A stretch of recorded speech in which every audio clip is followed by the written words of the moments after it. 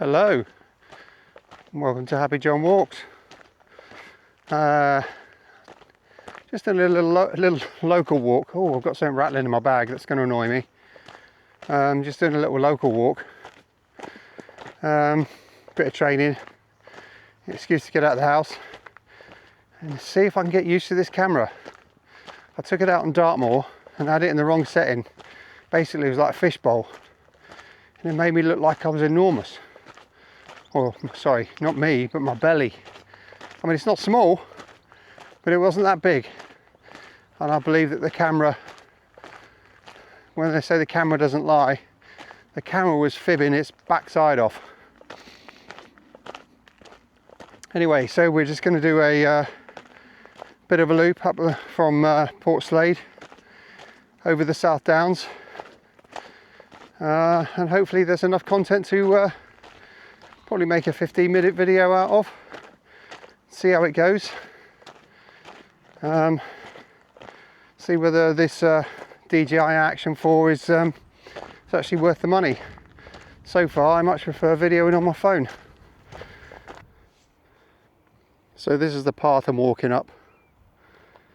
Fantastic views, all except for the pylons.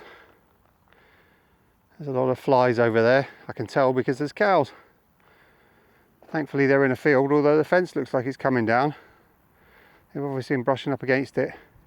But we're basically going to walk up this path and then we then walk up onto the ridge of the Downs, which is over there.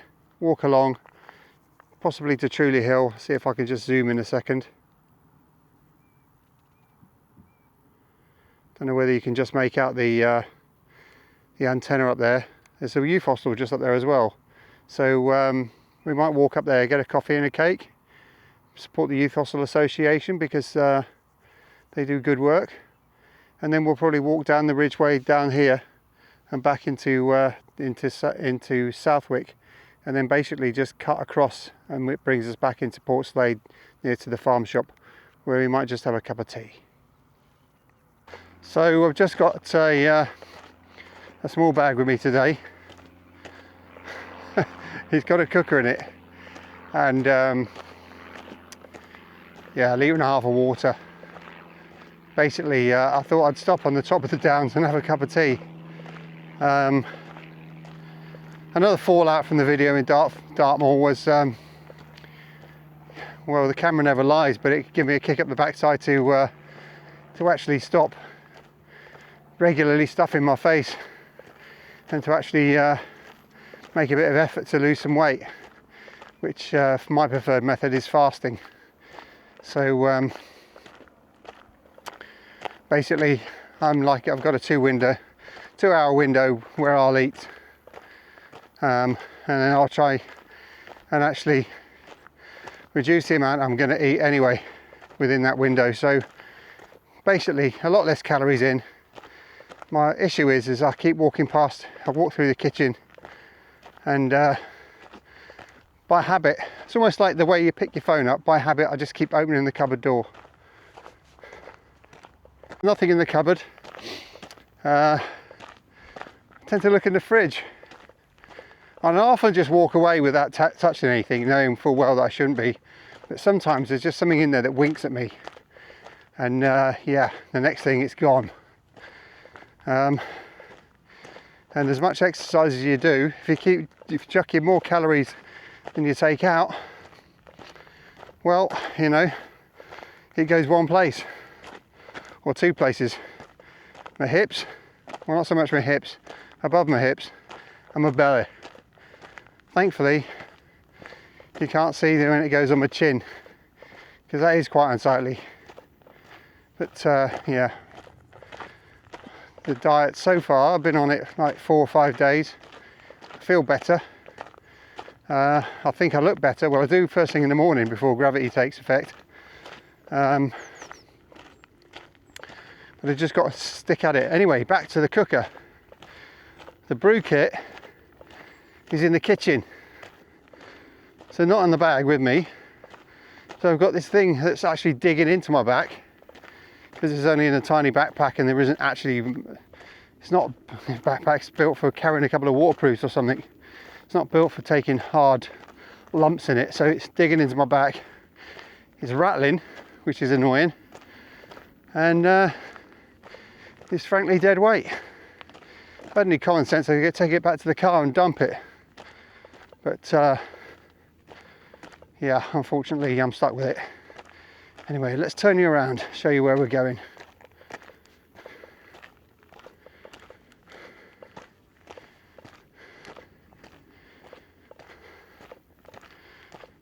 So today's route, I think, is about 5 miles, 8 kilometers. Just a gentle walk. Some lovely, stunning views over the downs, and hopefully I'll get to share those with you in a moment. So there's it's an amazing view here, and then somebody got permission to do that. I mean, how hard would it have been to bury it? But they're basically all across this area of the downs. To my mind, spoil the view. It'd be glorious without them. Well, it's still glorious, but it's just like a little blot on the landscape. Sad. But I guess people have got to get up in the morning, put the kettle on, put the lights on. So this is typical South Downs path. Dual purpose tractors, agricultural equipment and people. Quite tough on the feet generally. This one's fairly smooth, to be honest, but most are quite flinty. And if you're wearing a thinner pair of walking shoes or boots, yeah, they can tire your feet out very, very quickly. I've done the Trail Walker event twice, so it's in aid of the Gurkha Welfare Trust, and it starts in Petersfield and ends up in Brighton Racecourse, but you actually walk to Lewes and then back to Brighton Racecourse, so it's 100 kilometres in total, and it's 100 kilometres in one go, and both times I trained really hard. I mean, you know, I really put the miles in. But both times, the thing that really does you in is your feet, and it's these hard paths. You end up trying to walk on the grass verges, but then you get slowed down because the grass adds the resistance. So you then back onto the path, back onto the grass, back onto the path. That and your hips. Obviously, you can't walk 100 kilometres in one go without you know, giving your hips some grief. But both times, I mean, last time I did it I was 54 years old. Both times, bath, good night's sleep, got up the next day, no aches or pains whatsoever. It's funny, you can walk 30 kilometres, get up the next day and ache. Strange.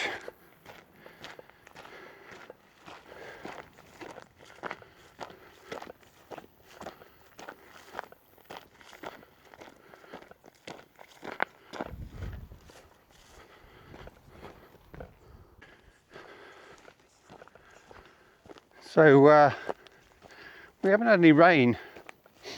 I don't know, maybe I'm exaggerating. It feels like 6 weeks. Possibly more, I don't know. Been a glorious summer. But I don't know whether you can see that. That's the first dark cloud I've seen. Oh, there's an amazing blue butterfly. I don't know whether I'm going to get it.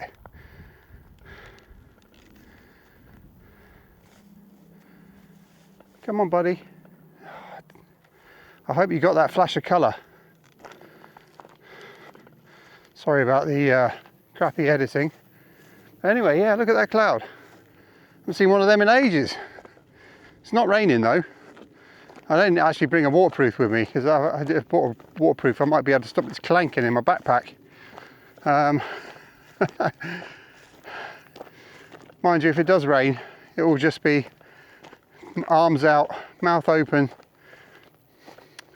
enjoying it for the experience that it is, and putting up with a little bit of dampness, and if I do get cold, well, that'll be the first time in a while. So yeah, bring it on. I'm not sure I'm going to be able to pick them up, but there's lots of those wonderful blue butterflies.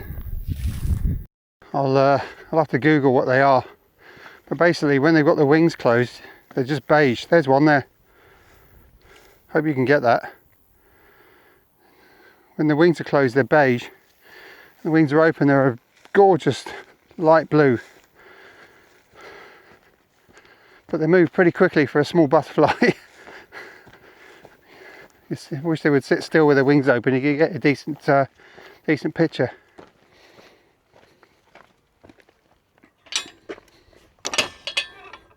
Oh, so I just stopped and sorted out the noise in my pack. It's just my cooker itself tapping against the wall of the titanium pot. So basically I just took it out and put it in another pocket. So I'm now tap free. Yeah, it's only a tiny little pack. And all it's got in here is 2 bottles of water, some suntan lotion, and a useless dead weight cooker. Can't believe I forgot the brew kit. Never mind.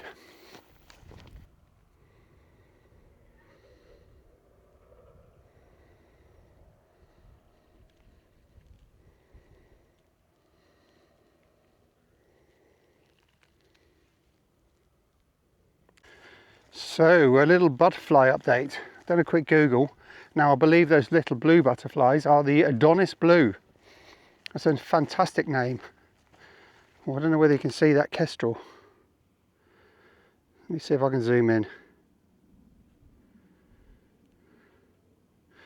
No, he stopped doing his thing. Thanks, mate. He's been flying around for join the South Downs Way. Trouble is, there's lots of people here, and I don't like talking in front of them. So I'm going to get there, and then I'm just going to turn the camera around, show you the amazing views. In fact, I might switch to the phone camera because it's just better. Gives you a greater idea, better zoom, just better.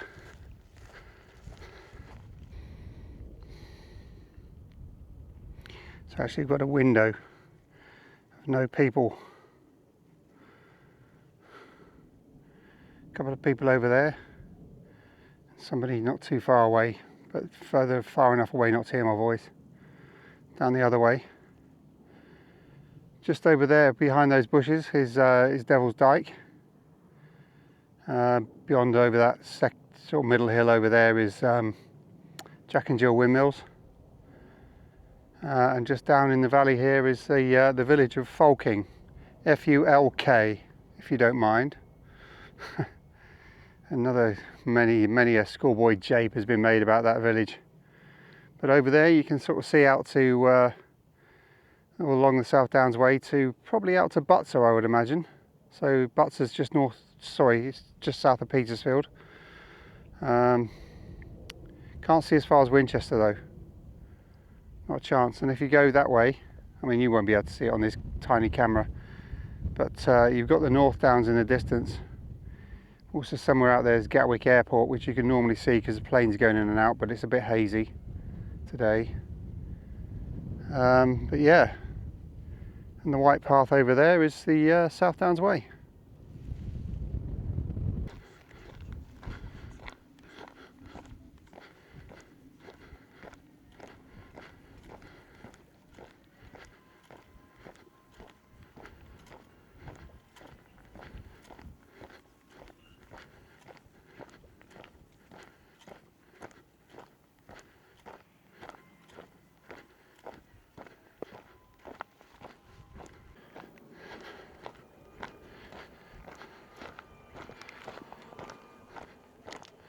So just on the top of that hill in front of us where the small number of trees are, hopefully the camera's not bouncing around too much and it's doing its, this is what I was talking about with flint paths.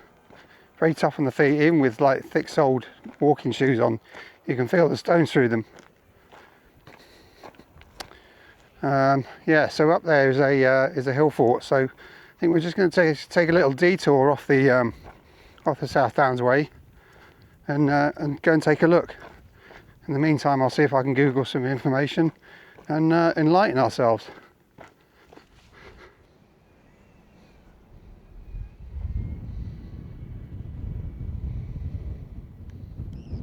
So it's not the easiest thing to make out, but basically where the fence line is the outside of the castle.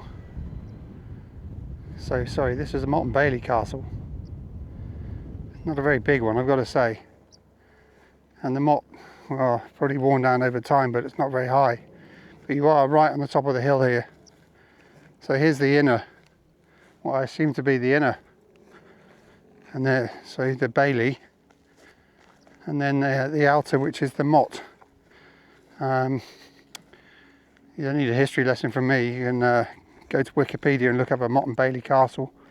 But basically, it would have been from the Norman era. I've looked on the English Heritage website, and other than saying it's scheduled, there's no further information on it. So there's the main trench around the outside, and as you can see how steep that hill is. Well, you probably can't because you never can on a camera, but believe me, if I tripped to the top of that, I wouldn't stop until I got to the bottom, which I would suggest is 400, 500 feet down. Yeah, so quite intimidating in its day, I imagine. And seemingly popular. There's a number of people around, which is why I've come to the far edge to talk. But yeah, this is Edburton Hill, Motte and Bailey Castle.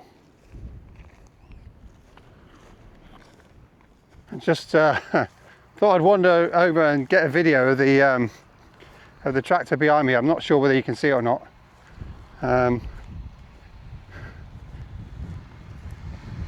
But he's bloody spraying, and the wind's coming in this direction.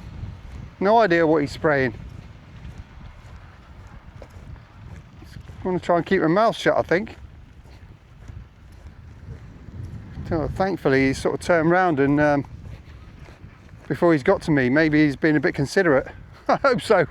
I don't know what they spray on. Might be fertilizer. I don't know. Hopefully it's not weed killer. It doesn't smell very pleasant, and I don't have a sense of smell. So there's the field that he's spraying. Kind of, I don't know, looks like a very sparse winter wheat or something.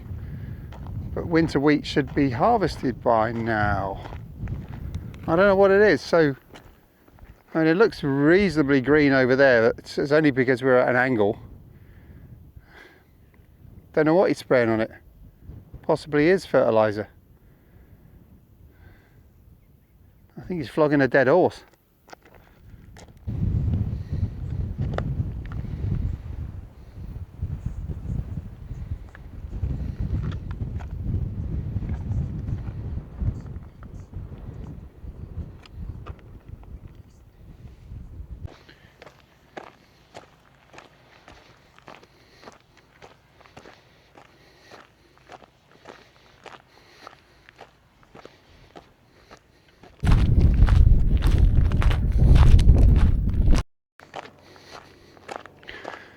Everybody thinks that once you get on the South Downs Way that it's flat.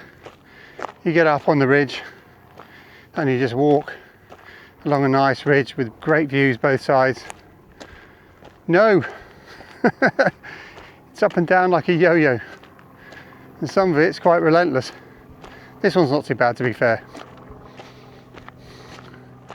but I have put my back out in the last few days. I've been to the physio, he's straightened it out, but I can start to feel it niggling walking up this hill.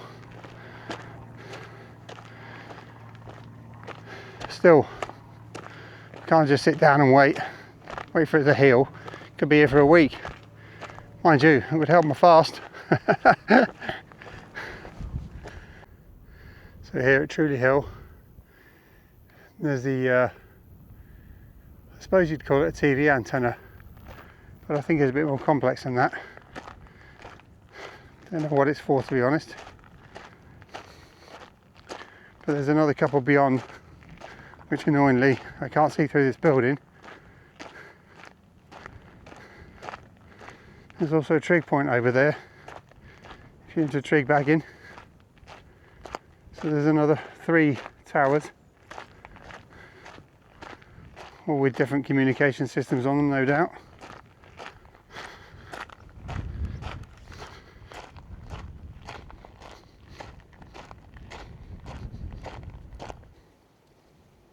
He's a bit of a beast. Nobody's telling me that fence is stopping him. Thankfully he's nice and well behaved, but he's just fed up with the flies. God bless him. So I've now turned left off the South Downs Way, walking down towards Southwick Hill, which is pretty much my daily dog walk, to be honest. The dog's not with me today because we've got a dog sitter that whilst I'm off we still need to continue to employ, which is insane. Otherwise we won't get one when I go back to work. Just in case you don't know, I'm on a 6-month sabbatical. It's been a wonderful summer to have off. Either he's moved really quickly or there's 2 balls. Oh, he's rancid with flies, bless him. This is one of those paths that's a forever path. You're forever on it. It never seems to end. I mean, it does, obviously. But the memory compacts it. But when you can see from here, I don't know how well my hand's going to stand out. Well, that's 7 kilometres. You can just about see a, I don't know, without my reading glasses I can't even see the screen. So my finger could be in completely the wrong place, but there's a little green line that goes through that yellow field. Basically that's the end of this path. So yeah, so well, I mean it just clicked over 1 kilometre here, so I wonder, so that's 7 kilometres. I will try and have a look at how far this path actually is.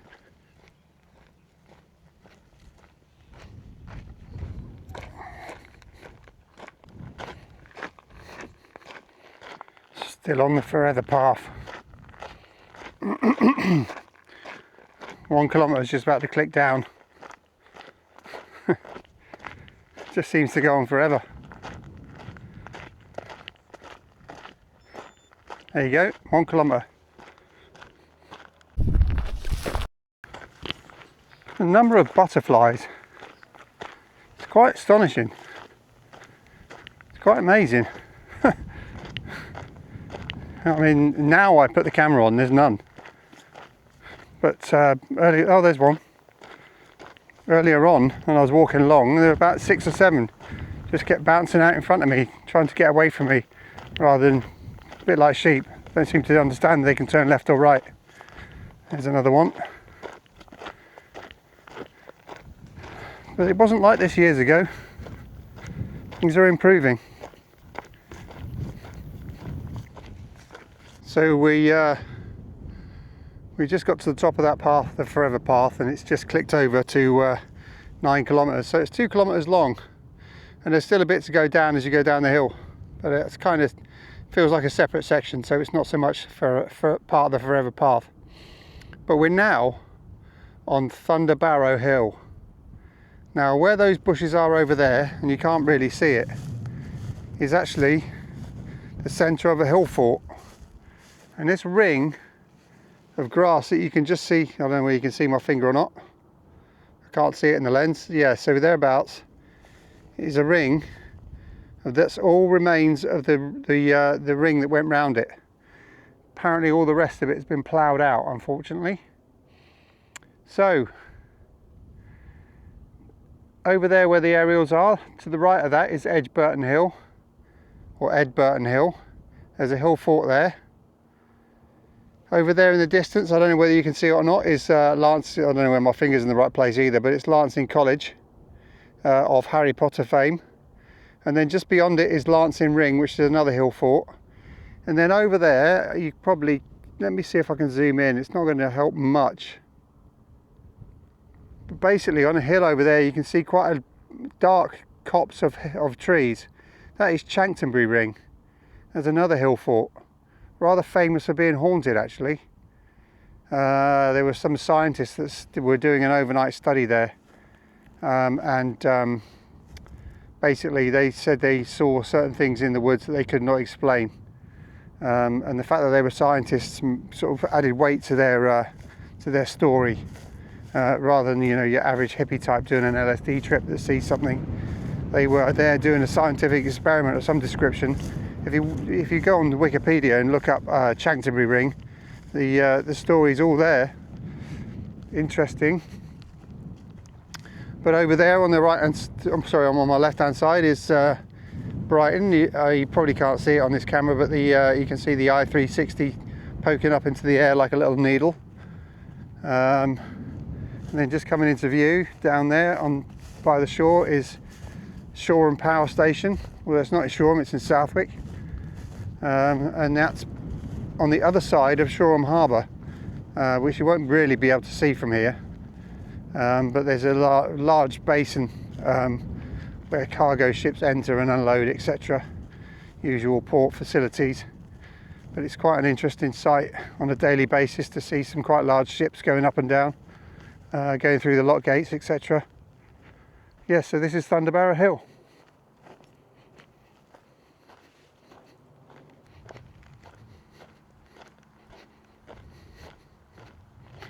So this path takes us down to the Southwick Hill National Trust area. If anybody's been along the A27, you'll go through what's Southwick Tunnel. So basically Southwick Tunnel was buried through, or dug through, Southwick Hill. So the National Trust area actually sits above the tunnel. You do get a bit of road noise, but it is much reduced compared to what it would be if it was an open road with a bridge over the top. But this path here in the winter is filthy. It's like really quite high silicon content mud, and it just sticks to everything. By the time you get to the top, so this is a sort of transition point here where it goes back to being flint. But that section up to the Thunderbarrow Hill, normally in the winter you get up there, you got about 2 inches of mud on your feet. It's an absolute nightmare. In fact, it's so bad my dog doesn't want to come up here even in the summer. So sometimes we go up here so that I can get my 10,000 steps in. As I said, this is part of my dog walk. And she just sits down at the bottom waiting for me, finally gives up when the 30 meter elastic band breaks, and then follows me. But she then stays by my heel all the way. Like, I don't know what about this path she doesn't like, but maybe it's the fact that it goes to Thunderbarrow.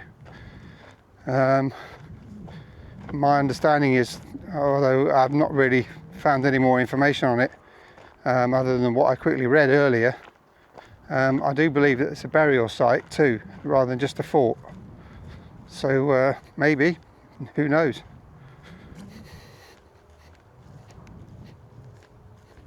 Well, back then before the Forever Path, where I turned left, I did say that I was going to go on to the youth hostel, and then I remembered that I'm fasting, and that the temptation of cake would probably be too great. My next concern is where this walk ends, is there's a lovely farm shop. I can't remember the name of the farm shop, which to my shame, but they do even better teas and coffees and cakes. I'm now 20 hours into my fast, so I'm well within the ketosis state, as apparently the app tells me. I'd love to have the minerals to go overnight, so like do a 36-hour fast, but unless I'm in a house where there's no food at all, it's going to be pretty difficult to do. I have got willpower, but when it comes to being hungry, I suppose it's a natural reaction. Or just a little bit, and then you have a little bit, and you go, wow, broken my fast now. Might as well eat properly. Yeah. Tonight's not the night.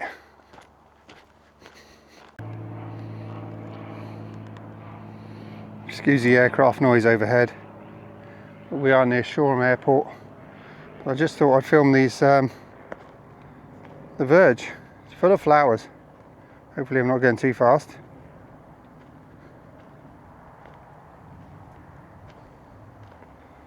Quite beautiful.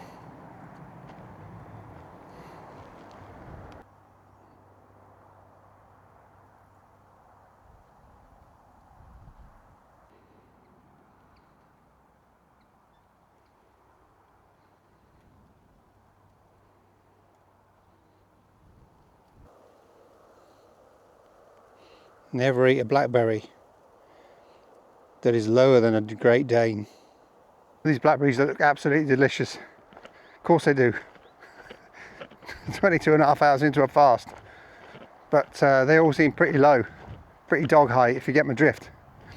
Don't eat low hanging fruit. Not dog low anyway. Coming to the end of the walk now. This is the last little stretch down into the farm. Again, I can't remember the name of the farm. And then down to the road where my car is. Well, sorry, where my wife's car is. The Mighty Yeti's in the garage. Worn out gearbox. Well, a bearing, an input bearing. Hopefully. Any more than that, it's going to get expensive.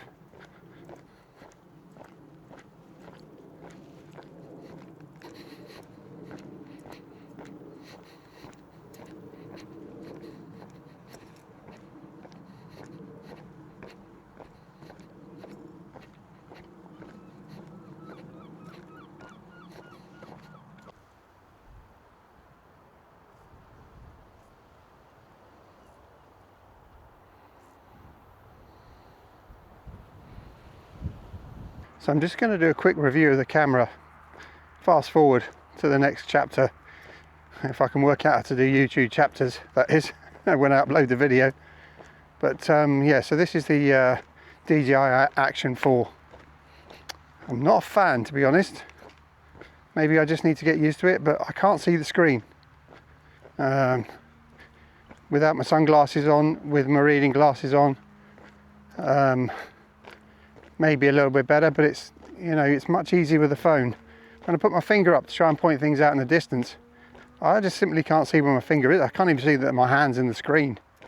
I don't know whether I can brighten the screens or what. I mean, I'll take my sunglasses off so it's not that. The other issue I have, transferring the files to my phone. You know, if you film with your phone, the files are right there. So many YouTubers just use their phone, literally. All the films on their phone, and all they have to do is use their editing software that's already on their phone to create the video and then upload it. In fact, the only thing the last few videos, the only thing I needed the PC for was to create the thumbnail. I'm pretty sure I could do that on my phone if I put my mind to it. The other thing, batteries. I suppose the batteries lasted all this walk, so it's not too bad. I don't know how much it's got left, but it's sort of in its last third. But when you try and charge it up, it takes ages using if you plug the camera into the USB socket and then charge it that way, it takes ages. I don't know whether you can get a fast charger for them.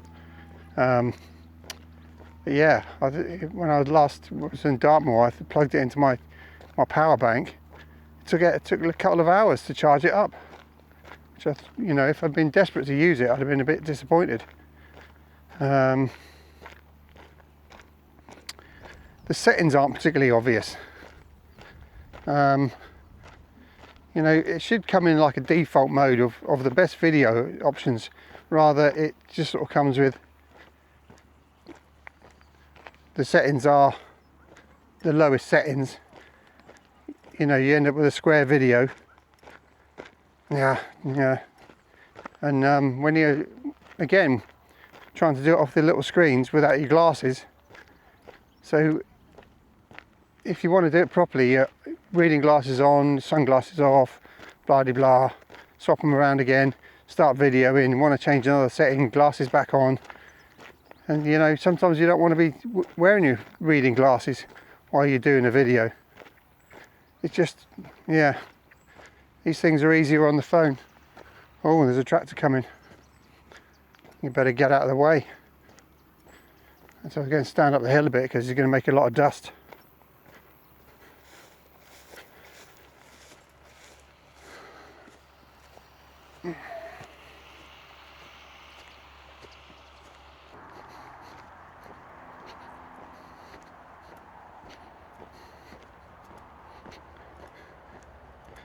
It's almost a pure white chalk path. You come down here on a sunny day, it's blinding.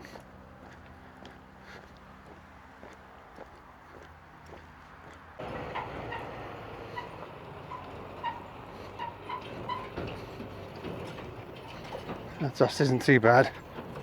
You've just got to slow down for all these bumps. In the winter, the bottom of this track is a quagmire.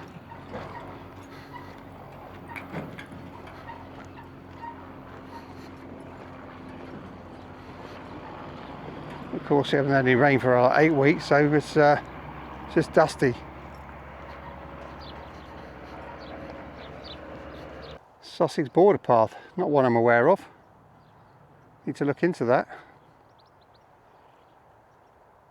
Is that the Monarch's Way? Again, no reading glasses.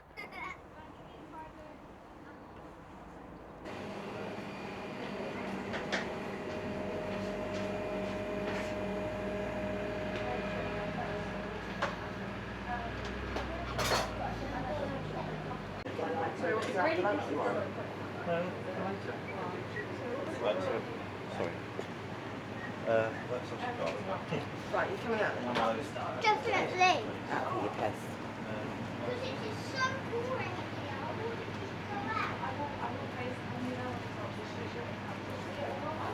So despite all the massive temptations, I got myself a black coffee. I think I did pretty well then.